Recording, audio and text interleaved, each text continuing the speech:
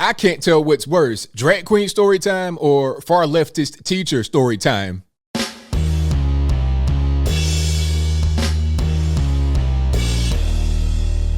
How's everybody doing? My name is Anthony Brian Logan, and today we got to talk about this crazy video I found on the internet of a, I guess, quote unquote, future teacher reading a children's book about so-called white privilege. Now, what you're going to see here in a moment is an example of critical race theory and why critical race theory is terrible. It's toxic and it shouldn't be allowed at any school, public, private, or whatever, because if I was to sit here and say, hey, I'm going to teach racism to your kids or to adults as a good thing, a real thing, and you're going to pay for it with your tax dollars, would you say, yeah, let's go on board with that. Let's just have that be that. Or would you say, no, let's not do that. Let's protest against it. I think you would pick the latter. Now, before I go any further, let's go ahead and roll the clip. In this clip, you're going to see this lady, I believe she's in her house or something, reading a children's book about racism, really, but it's called, quote unquote, white privilege. After we get done watching that, I'll come back. I'll talk about what was said, done, shown, everything there. Then I'll give you my 2 cents, my deep detail analysis, and then I'll wrap it on up with a nice bow on top. So without further ado, let's go ahead and roll it. So then, what is white privilege? White privilege is when people who are white have additional benefits, advantages, and fewer barriers to overcome than people of color. People of color are folks with black or brown skin or of a specific race or ethnicity. That doesn't mean that if you're white, you aren't talented or smart or your life is easy. It means that you have extra privileges just because of the color of your skin. Really? Yes, really. So what are some of those advantages? Sometimes they're small. And sometimes they're really big. Like the privilege of always seeing people who look like you in books and movies. That might seem like no big deal, but imagine if no one looked like you in your favorite movie. Wouldn't that make you feel left out or sad?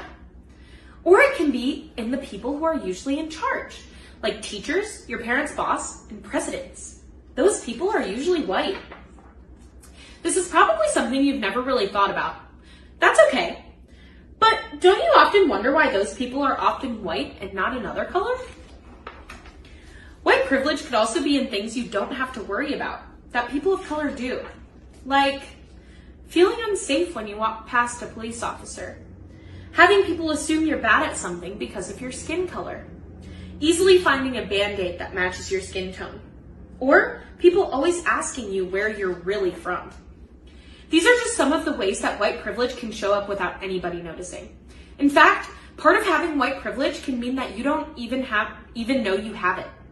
The thing about white privilege is that you don't have to think about being white. This was also true of me. As a kid, I never thought about being white. I never thought that I had extra privileges.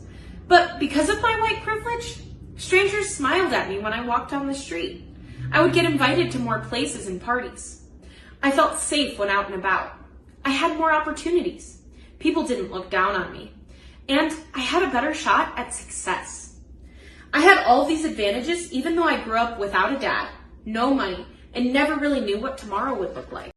All right, so you saw that, you heard that. Now, there is so much to dive into. I'm not really sure where to start. Let's start with the ambiance first. The first thing, the surroundings, just things you can observe with your eyes rather than your ears. Now, what I saw were 2 flags in the background. Did you catch them? You have a BLM flag and an LGBT LMNOP flag, both in the background, right?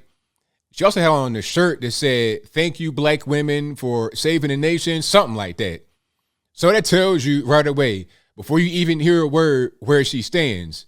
And if you are a heterosexual male, white, black, you really have no place here. Well, if you're a heterosexual white male, if you want to go in there and talk about how bad you are, how racist you are, you have a great place there.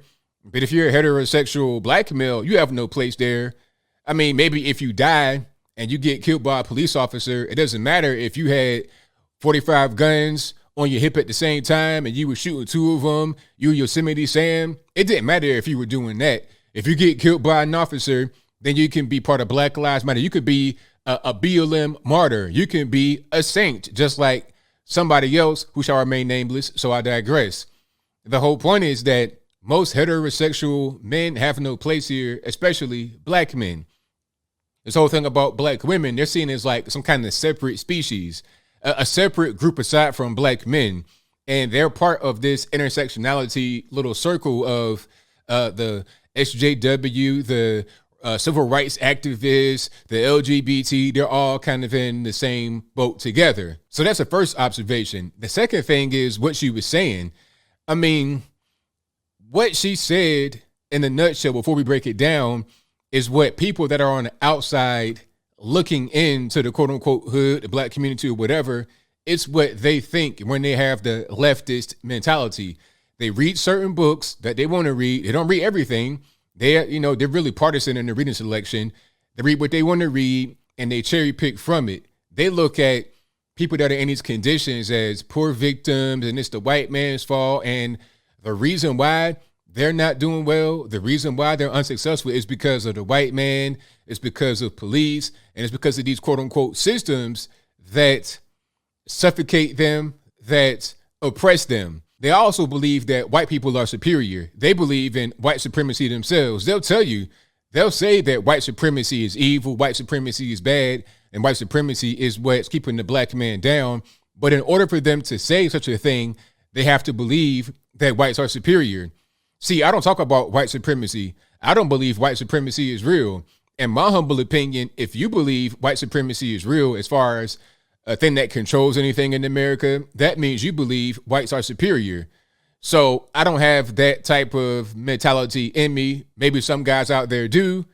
And I think that this lady does.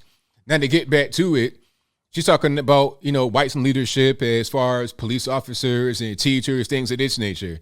I'm not really sure where she lives, but that's not the case everywhere you go. Now, whites are the majority in the country, so it'd be normal to see more whites in every position because of their population numbers. But where I'm from in Virginia, it's a majority black place. Look it up. Portsmouth, Virginia, Chesapeake, Virginia. Portsmouth, when I was growing up, and I think still right now, is a city of over 100,000 with a 55% black population. So majority black. That's a very high population of black folks in the city, considering there's only 13% of us in the whole US of A. Out of that 55%, there are certain neighborhoods that are 100% black. When I was growing up, to even see a light-skinned person was rare. I'm like regular complexion. I didn't even hear any kind of like dark-skinned jokes until I got to be older and moved to a more suburb area. And it came from black folks, not white folks. I never seen anything racist from white folks in Virginia. I'm not saying it doesn't happen. I'm just saying I didn't see it. Because she gave her story about, not having no money, not knowing what tomorrow will bring. Well, I'll tell you my story too. But I digress. The whole point is that this whole thing about whites in leadership and in power isn't always true.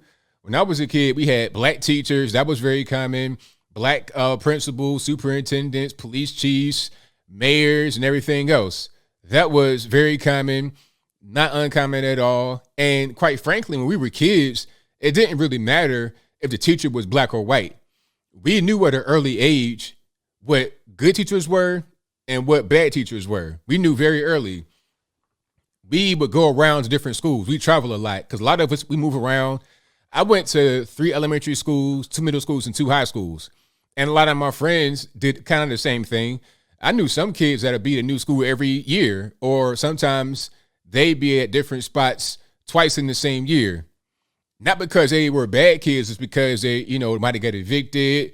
They got to go stay with their grandma, all this, that, and the third. That was normal. So we'd be at different schools and we would observe how one spot is versus the next, how one teacher is versus the next. So we would know what a good teacher is. This whole thing about black and white doesn't really matter. You think we really care about that? When we're trying to get educated, when we're trying to learn how to read and things of that nature, we don't care, black or white. Are you a good teacher or not? That's just really what it is. This whole black and white stuff, that comes from some of the adults that want to impress that upon kids, but we don't really care. And moving right along, this whole thing about feeling nervous in front of a police officer or when you walk by an officer, ain't nobody feeling nervous. If you feel nervous, why?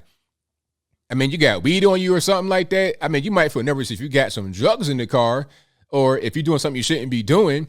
But this goes into this whole thing of defunding the police and the black community is quote unquote over policed. That's not true. Go to the community, go to the quote unquote hood and ask them, hey, do you want to defund the police? Do you need more police or fewer police? They're going to say we need more police. That the chief complaint from any black neighborhood, it doesn't matter where you go. You can be in Virginia, California, Texas, Illinois. It doesn't matter where you are. The chief complaint is they don't come quick enough. That's the number one complaint. And it was funny because remember I did a video about that guy, the city councilman that got carjacked by them youngins in Atlanta. After he got carjacked, he complained to the news talking about, oh, they took 45 minutes to get here, meaning the police. They took 45 minutes to get here, all this, that, and the third. It's like, wait a minute. You were in favor of defunding the police. So this is going to be normal. If you defund the police, they're going to have a slower response time. So don't get mad about the 45-minute wait. That's what you wanted, sir. It took you 5 minutes to get on the phone. You were on hold for a while. You know, it doesn't matter. Bang, bang, bang, bang. Hello? Okay, I'm be on hold for a while. All right, I'll just wait here. They're shooting and everything, but I'll be on hold. That's pretty much what it's going to be. I mean, but see, people that talk about defunding the police and over-policing and whites in power and whites on TV, they don't understand what goes on in the communities that I come from. They don't really get it. And this person, the caption said a future teacher, so they may not be a teacher right now. They may be in their home practicing. They may be doing some kind of Zoom call or something like that. Somebody's recording them. They want to be out there teaching kids. And best believe these books do exist. I mean, the book is for kids, and I'll link to a source in the box below. So some kids are reading this book somewhere, and you have teachers that are going to read it. There's already people that are out there doing it across the nation. Critical race theory digs into this type of thing, okay? And talk about the systems and the things that oppress people, all this, that, and the third. This is critical race theory right in front of your very eyes. Right in front of your very eyes. And as I close, I want to say this. It's pretty insulting to say that a white person who comes from nothing with no money will have a better chance at life than a successful black person. And it's not true at all. Not in the least bit. This whole white privilege thing is bogus. You know, and to think that you can go to parties and you'll be better off because you're white, that's not true. Out here where I live in Tennessee, I see things every single day that proves that false. I'm seeing 80-something-year-old white ladies digging in dumpsters at gas stations, the little things in between the pumps, the trash cans, they're digging in that for food. I'm seeing people out here homeless, barefoot, cracked out, methed out. I'm seeing all types of stuff. Opioid crisis hitting white people very hard. It's hitting everybody, but it's hitting white folks especially hard in some of these poor states, some of these poor areas, and some of the more drug-friendly areas like California. But that's a different story. Anyway, I'm seeing some true suffering for people of all different walks of life, of all different races. Suffering has no color. Poverty has no color. So this thing that they want to try to push upon people, I feel like it's a way to get some money from some of these guilty people. How much did that book cost? How much did those flags cost? It's an industry out there, and I think that it needs to come to an end. You know, I'm all for big business, capitalism. I'm with it. When you're talking about school, that is not even the point. The point is to teach children the proper thing, to teach kids the right thing, and also to be age appropriate. Talking about white, black, all this, that, and the third, the kids, it is not appropriate. If you want to be 25 years old and learn something like that as an adult on your own, then go for it. But adults should not be trying to brainwash children in this way with things that are not even true at all. Just pure fiction to get a lot of racial tension riled up. But I think I'll leave that right there for now. And what say you? How do you feel about that book that teacher was reading? Was it right on point? Was it accurate? Was it inaccurate? Whatever your thoughts on that are, let me know in the comments below. You guys know where I stand. That book is totally inaccurate. That lady need to be ashamed of herself. And teachers that are like this all over the nation should stop. They should stop right now. Stop trying to feed our children nonsense. Teach the right things or step off. That's just how I see it. But whatever your thoughts are, please let me know in the comments below. And that's all I got to say for this video. If you like what you heard, please comment, rate, share, and subscribe. Peace.